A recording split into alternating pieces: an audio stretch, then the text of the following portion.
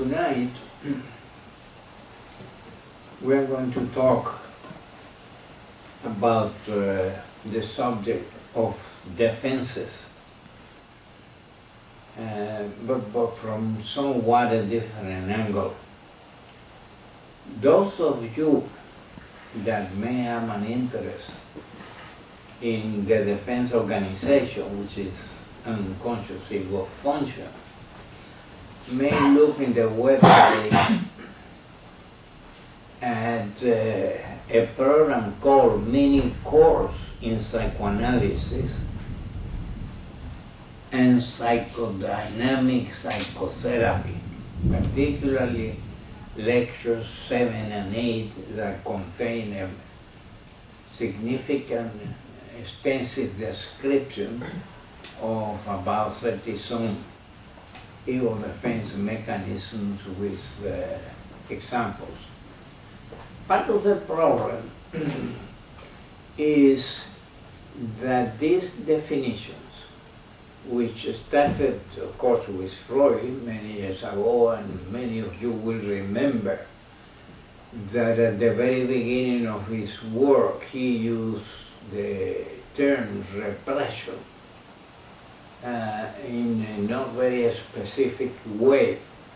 It may have meant something like sublimation or reaction formation.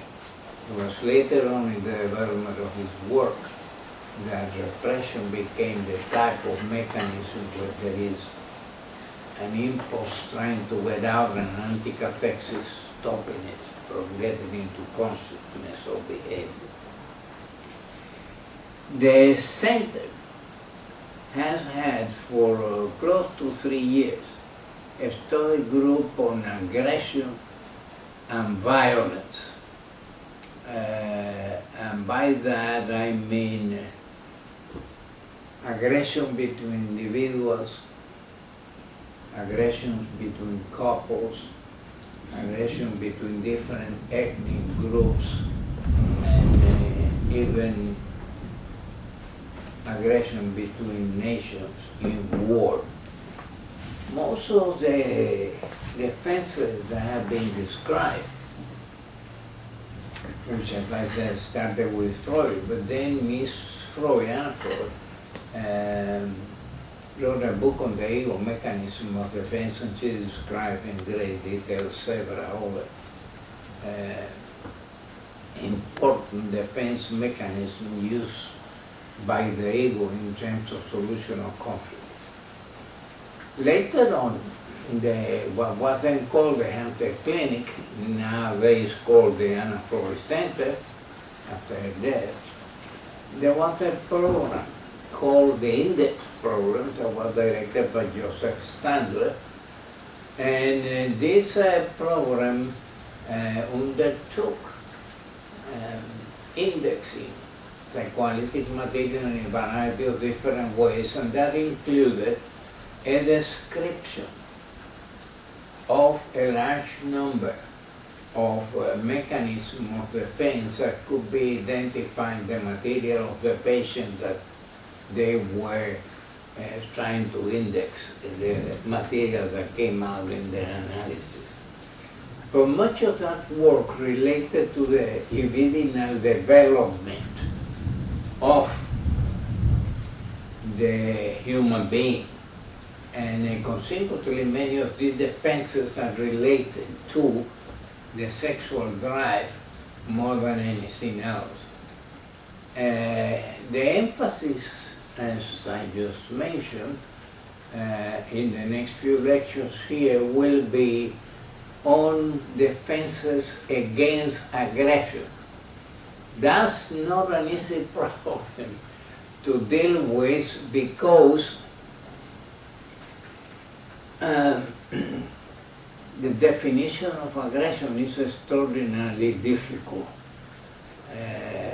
or the differentiation between what is called aggression and what is called violence, and the different affects that may accompany a person that is being aggressive or violent, like being hateful, being angry, feeling murderous, killing, and things of that kind. In any case, at the beginning of the development of psychoanalysis, there was a close parallel for many years that was established between libidinal development and what was considered then the development of the aggressive drive, when at that point in the theory, Freud considered essentially two drives, the sexual drive and the aggressive drive.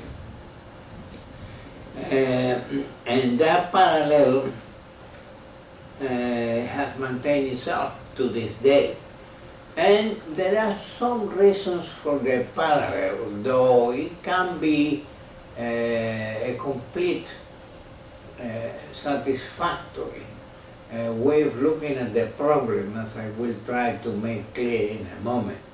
But clearly there are forms of aggression that can be called oral aggression, just as there are libidinal oral impulses, or anal aggression, or phallic aggression, just as there are, anal sadistic impulses, which of course are aggressive. And so that the parallel between the libidinal and the aggressive drive have been there for a long time, even after Freud changed his theory of conflict significantly and described in Beyond the Pleasure Principle in 1920 the life instinct and the death instinct, and considered aggression as the outside expression of the death instinct. So there is some parallel is correct in the sense that given the cognitive development of the ego, which starts from very little to finally an adult cognitive abilities, it does mean that all the children go through certain phases that can be described as oral aggression, or anal sadistic aggression, or phallic aggression. And there is the other problem that in the theory at the beginning, of course, there was a concept of fusion and diffusion, which meant that the assumption was that much of the aggressive impulses in human beings were somewhat, after fusion, diminished in its intensity, in its quality, in its brutality. So there are many problems involved, as you will see in this sense. At some point, a lot of people have started to question whether aggression can be considered a drive in any way parallel to the libidinal kind of drive. And even Anna Freud, in 1972, in a symposium that took place on aggression, called the parallel that we have established between the libidinal development and the aggressive development a straitjacket that has somehow enormously handicapped the development of psychoanalysis. So whether the aggression will be considered a drive or something else is something that needs to be discussed, and indeed we plan to do so in the future. Some people think of aggression as an ego function, which has, of course, enormous value. It certainly has survival value, but it can get itself out of order for a large number of reasons, as we will briefly describe in a moment, and consequently then it becomes a problem, and the fact that it has survival value becomes a secondary consideration. Now, when we talk about impulses, be that aggressive impulses or libidinal impulses, one of the things we have to do is to think of the quantity, how much of it is, according to the stage of development, let's say, of the child. whether he's a year old, whether he's 2, whether he's 3, whether he's an adolescent, whether he's an adult. Obviously, there are significant differences among different individuals in terms of the amount of aggression that can be present, because, as you well know, Freud had an idea of the complementary series, where on the one extreme were genetics factors that determine the strengths of certain behaviors in human beings, and on the other were the environmental experiences, and where in that scale people felt was very variable. Even more important nowadays, we are aware that certain environmental experience can in fact influence the way that the genes perform at different times in a more or less satisfactory manner, which is a relatively new field, but no doubt one of enormous significance.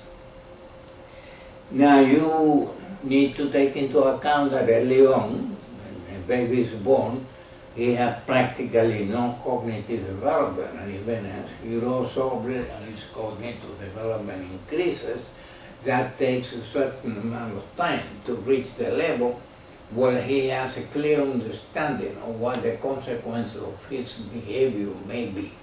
So you think of a toddler that can get angry very easily and hit out whoever person, including their mother, he's angry with whatever he has in the hand at that particular point in time. He, of course, is not meaning to hurt her. He doesn't know the consequences that could result from his actions. So essentially, he is manifesting an affect in this type of behavior without a full awareness of what it means to behave in such a manner. So the level of cognitive development, if we are talking of children, adolescents, or adults, is obviously significant.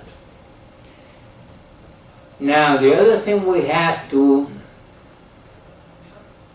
pay attention is to the quality of aggression. Clearly, the less cognitive development there is, the less range there are to control aggression, the less awareness there are of the consequences of such behavior for other people, the less capacity for empathy has developed, so that the young child particularly, cannot put himself or herself in the place of the person that is being aggressed and is being hurt by the aggression.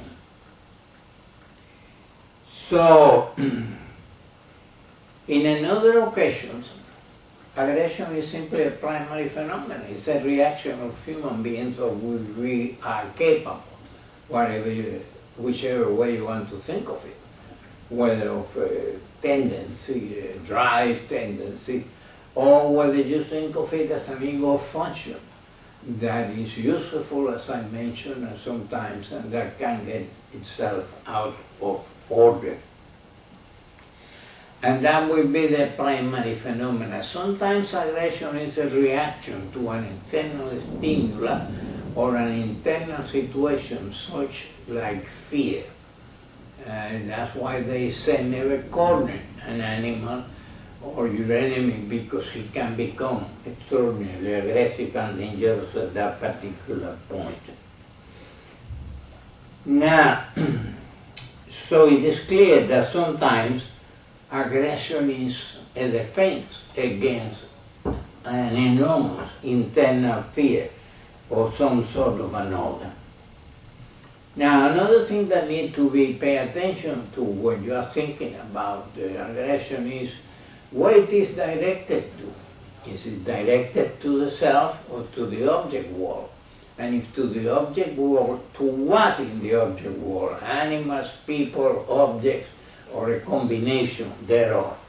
And that is important, obviously, to pay an enormous amount of attention to. In all, we will be talking in the next few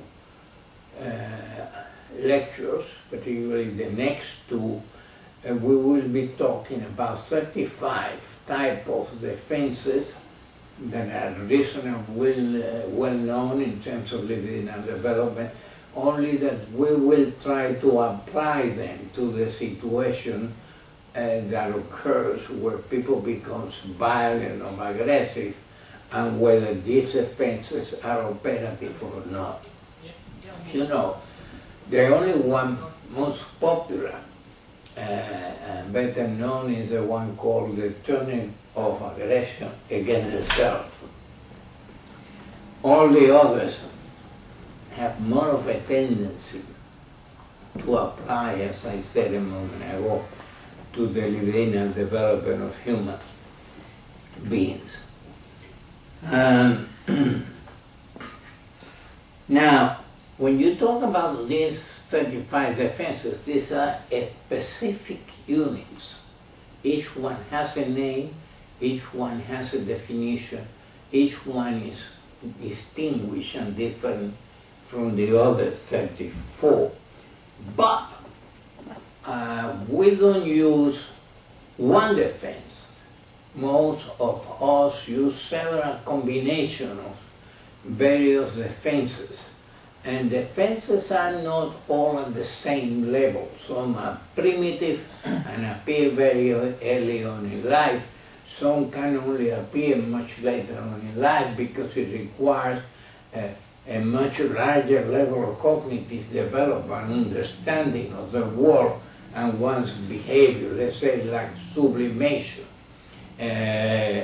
which obviously a 6-month-old baby or a 1-year-old or 2-year-old toddler may have some difficulties with. Is not able to do that. So clearly, in most situations, one doesn't see these defenses in isolation, but see a combination of them. And what kind of combination is significant in terms of the prognosis is significant in terms of how primitive they are, how costly they are, because using defenses usually has a price paid by the ego. Some pay a very high price, some in fact receive a reward in the form of secondary cathexis and are obviously of a much better quality to be used. Problem is that we don't choose the defenses that we use. These are unconscious ego mechanism to deal with conflicts. There is a fact too that a number of behaviors can be used in a defensive sense, and I now mean behavior, not a specific defenses. But for example, to give you an example, some types of Don Juanismo that is mean that are very anxious to lay in bed as many women as they can, in fact are trying to defend themselves against their own very primitive homosexual anxieties and fears.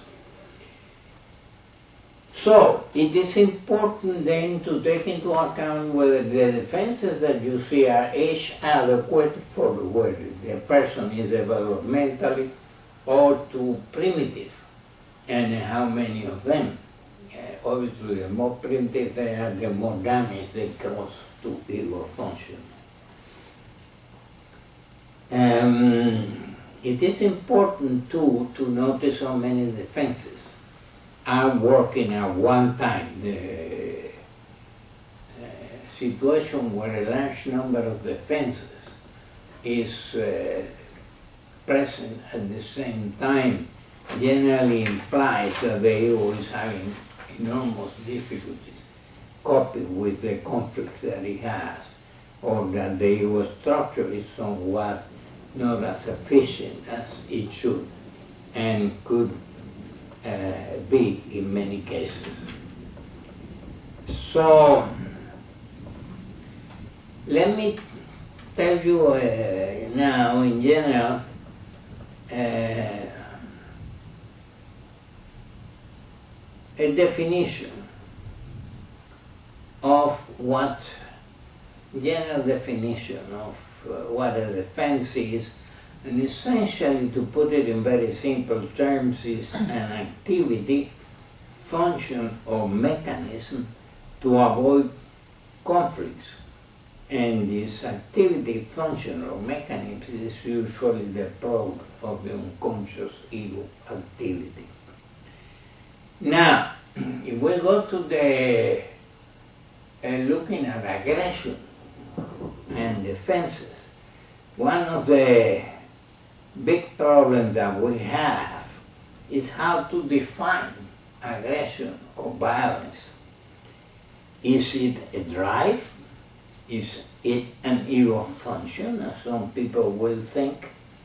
What about these many forms of manifesting itself, such as anger, fury, hate, violence, which may be verbal, may be physical, spitting, biting, tormenting, sadism, cannibalism, hitting, kicking, suicide, or even murder and killing, let alone, and not to mention, war and many other forms of violence. Now, if you look at the dictionaries in terms of the definitions, on the web, for example, you read the following: a disposition to behave aggressively. That's how they define aggression. A feeling of hostility that arouses thoughts of attack. A violent action that is hostile and usually unprovoked.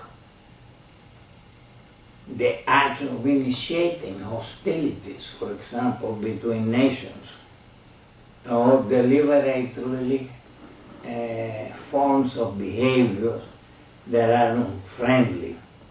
In psychology, as well as other social and behavioral sciences, aggression, also called combativeness, refers to behavior between members of the same species that is intended, obviously, to cause pain or harm to those to whom the aggression is directed.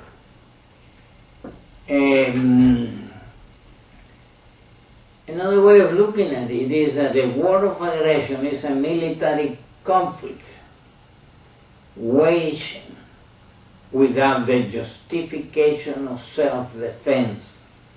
Waging such a war of aggression is considered a war crime under the customary traditional international law at the present time, yet it happens all the time. Now, aggression too can be considered any act or piece of behavior or threats that are designed to cause injury to another individual, or a forceful action against another person which may be physical, verbal, or symbolic, and is meant to cause pain. Such behavior may be hostile or destructive, or it may be for self-protection on occasion.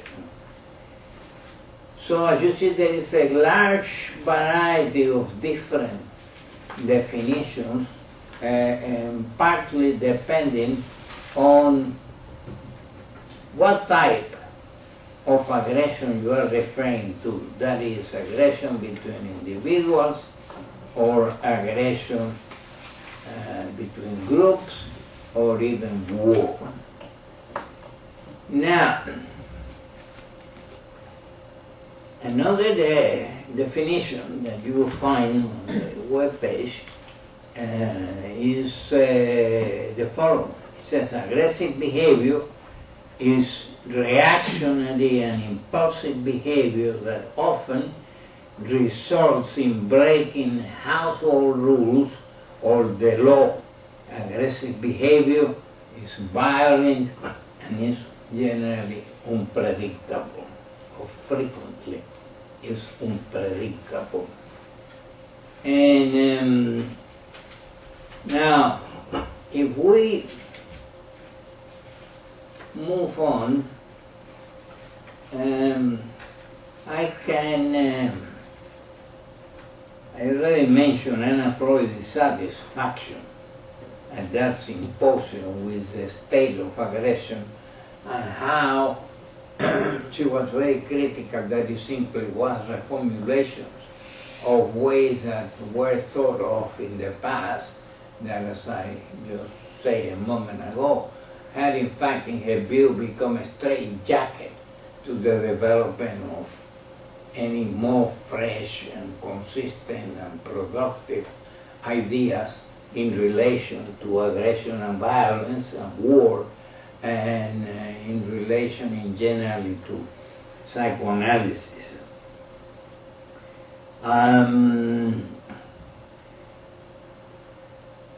To give you an example, take, for example, reaction formation. Let's say that a child that is 2 or 3 years old has a baby sibling born that he really dislikes and hates and would like to hurt. Indeed, a toddler by the side of a baby is always dangerous because he can easily become aggressive and angry. Well, in the case of a reaction formation, once the child gets to the right stage of development, the right age and right cognitive development, instead of trying to hurt the brother and be violent to him, he will be kind to him, protect him, and things of that kind. And that's, as you see, it's a change of the aim of the impulse into really its opposite.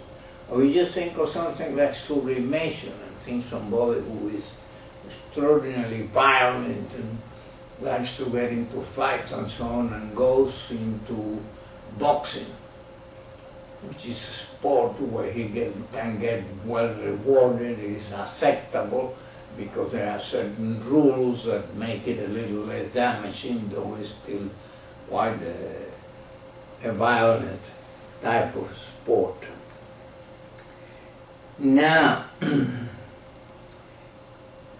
there's a question too, how do you recognize sometimes a specific defense is being used?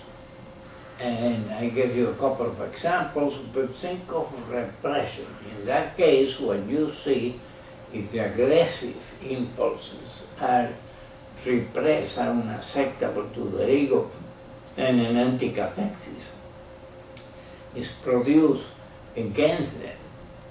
Then what you see is a lack of any manifestation of aggression, even in such occasions or cases where expressing or using aggression in self-defense, for example, will be a highly desirable situation.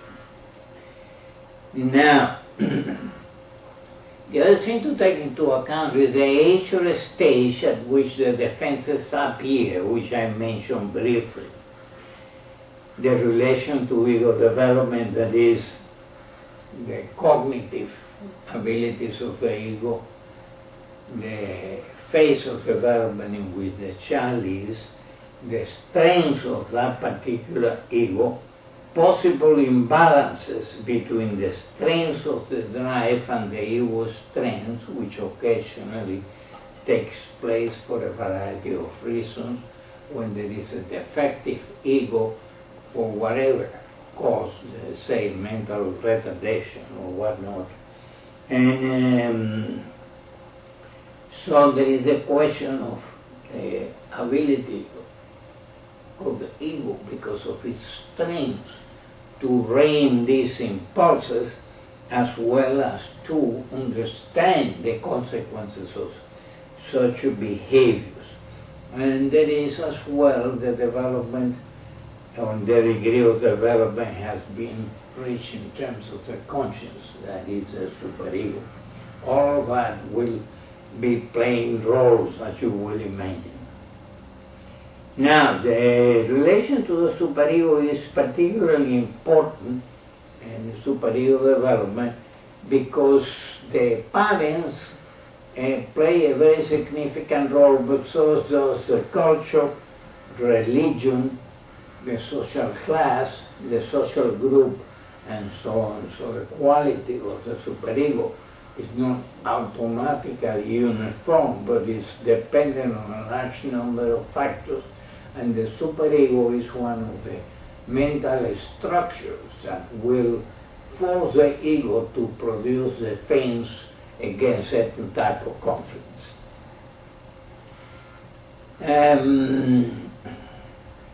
As I mentioned too, some defenses are costly because they damage reality testing, or because they use, like with repression, large number of energies in the form of anticatexis to maintain the forbidden impulse at bay, which impoverishes the ego more and more, and it makes less and less capable of neutralized activities. On the other hand, there are such things as sublimation and reaction formation that doesn't take an anticathexis, but change the aim, and once that is done, it's done permanently, doesn't require any effort, and produce a lot of rewards from the object world because you are behaving appropriately and being nice and kind and likable.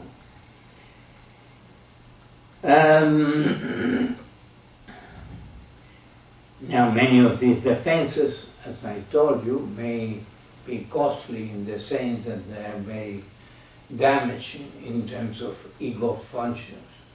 For example, massive amounts of projection, as you see in perhaps a schizophrenic or some type of psychosis, completely destroy the ability to reality test and make these people delusional and dangerous.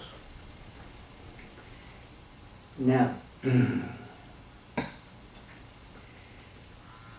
another factor to take into account when you are talking of defenses, whether they are against libidinal impulses or aggressive impulses, and this is important, is what a specific form of the aggressive instinct, of the libidinal instinct, is being objected to and the defense is produced against.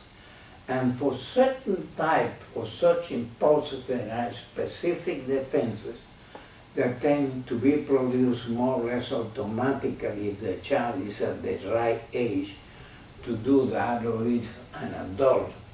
For example, things like doing and undoing are typical of obsessional neurosis. Reaction formation may be too typical of obsessional neurosis. Repression is more typical of the phallic irritable phase and of hysterical type of character disorders.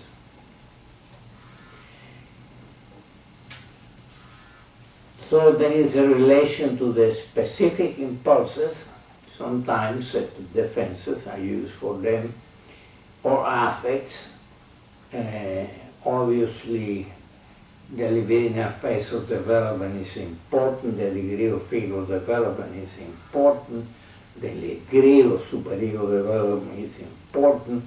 Ethical principles, culture, social groups, and religion, as we mentioned, are similarly important.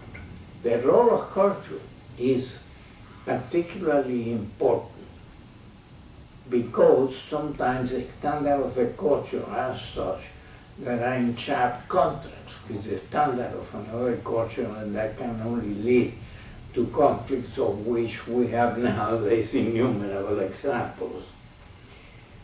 Another factor that is important is the kind of environmental experiences that human beings have as they grow up, what kind of parents, what kind of environment, what kind of people takes care of them, and are they satisfying those needs that are legitimate or being cruel or neglectful or even abusive and so on. And this will have an enormous significance in the development of the child. The defenses use the ego type of cognitive development and things of that type. Of course, as you know, human beings develop empathy, and that takes, you're not born empathic. That takes some time to acquire.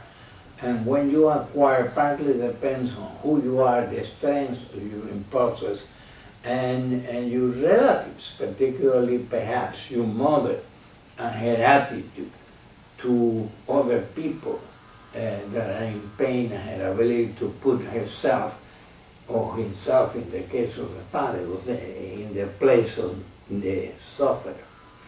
Clearly, a human being that lacks, for whatever reason, an appropriate development of empathy, cannot be empathic, is dangerous in terms of aggression, and has less resources to rein it or control it. There is, as I mentioned, to the question of the genetic factors, which is very variable, and about which we are learning more and more every day, not only in terms of which genes are particularly relevant for certain type of behavior, but how does the environment influence them in a positive or a negative manner. There is, of course, the question that I mentioned to you, how to define aggression finally and for all times, and its various forms of expression, of which there are many, as you saw.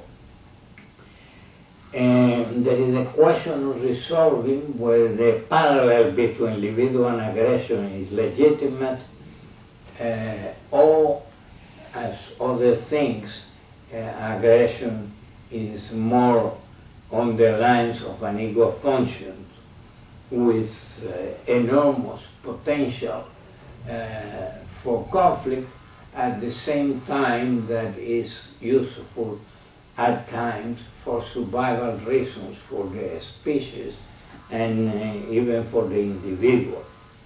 And clearly that is pretty well the case, that without aggression, the species could hardly be expected to survive.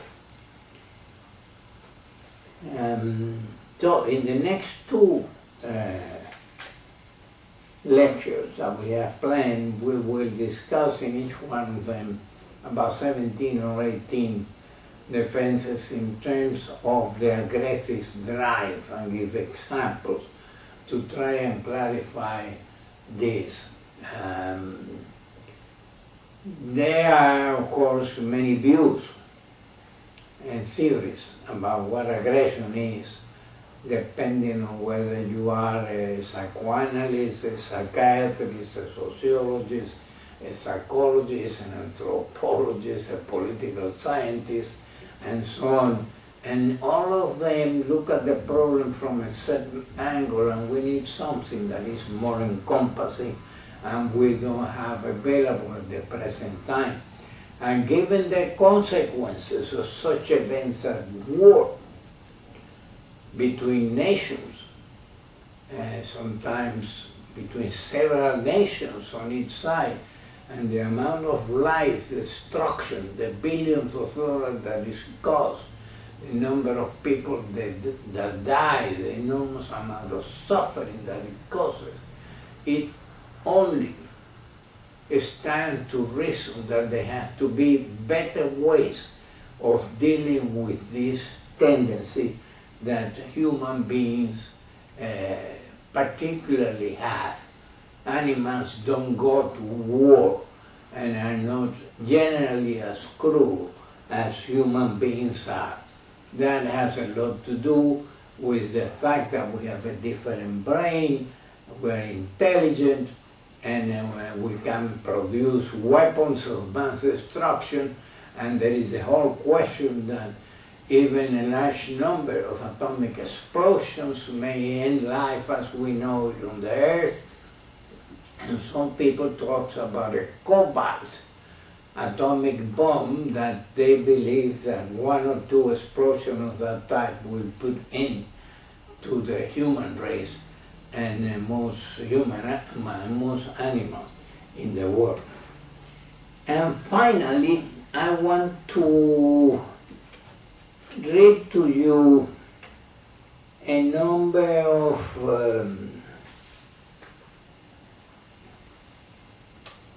situations in which aggression seems to be particularly enhanced given the certain type of problem. For example, think of schizophrenia and the fact that these people doesn't have reality testing and may think that God told them to kill somebody because it's a bad person or whatever it is. So clearly, in such cases, the ego lacks the ability to reality test, is delusional, and behave accordingly, and it makes many such patients very dangerous. There is, as well, the conduct disorder, like used to be called oppositional defiant disorders, which when they go to an extreme and continue to develop, will become conduct disorders, and these people are generally particularly aggressive and particularly troublesome in terms of the society, the law, and the behavior. Some people believe that hypoglycemia may bring about an increase in the aggressive manifestations when your blood sugar, glucose, is too low. Alcoholism is another function. The fifth we are referring to. Clearly people that are intoxicated with alcohol can become extraordinarily aggressive. Then the sixth point will be drugs, particularly amphetamines and related type of drugs. There are certain forms of drugs like crystal meth that make these people extraordinarily dangerous while under the effect of the drug, to the point that in order to control them, 4 or 5 people may be required. Seventh cause is organic brain syndromes, which cause damage in many ways the ability to function and to restrain their behaviors and to understand the consequences of the behavior. Number 8 is again drugs and related disorders. For example, cocaine, which is extracted from the coca plant, which grows all over the place, can lead to aggressive behavior significantly. Another situation where aggression is more frequently than not directed against the self, but on occasion leads to homicidal behavior as well, and not only to suicide, is the postpartum depressions. And finally, certain type of brain damage, like brain tumors and so on, may very easily create problems. Now, it is clear that a number of stimuli can trigger off in the human being an aggressive reaction of various proportions. Is generally frustration may have a lot to do with it. People that are normally frustrated can get very angry particularly when the frustration seems to them to be unfair and irrational. Now, some factors that may play a role is, for example, the media, including the films, and certain cultures, like even in the United States, where reinforces violence and aggressive behavior in children that see programs, see practically the moment they are born, where this is constantly being exposed to. There is a cultural violence, which is violence that includes a wide range of behavior, explosive temper tantrums, physical aggression, fighting, and threats or attempts to hurt others, including homicidal assault or actual homicides. Violent behavior also includes the use of weapons, knives, guns, and other objects, and includes as well cruelty towards animals, the setting of fires, and other intentional forms of destruction of property. So as you see, there are a large variety of problems that are related to it that just has touched on them only superficially, and we will in the next few lectures clarify, expand, and discuss many of the contributions by different authors, some review of the literature, our own thoughts of our own study group, and so on. There are some websites that you can use to consult. There is one website called Understanding Violent Behavior in Children and Adolescents, which is produced by the American Academy of Child and Adolescent Psychiatry, and is available online as www.aacp.org/publications, etc. That should give you enough to find the place. And that's what I had essentially to cover for today, and to prepare those of you that are interested in this subject to a study of the 35 defenses that we have identified and given examples of in terms of dealing with aggression. Thank you.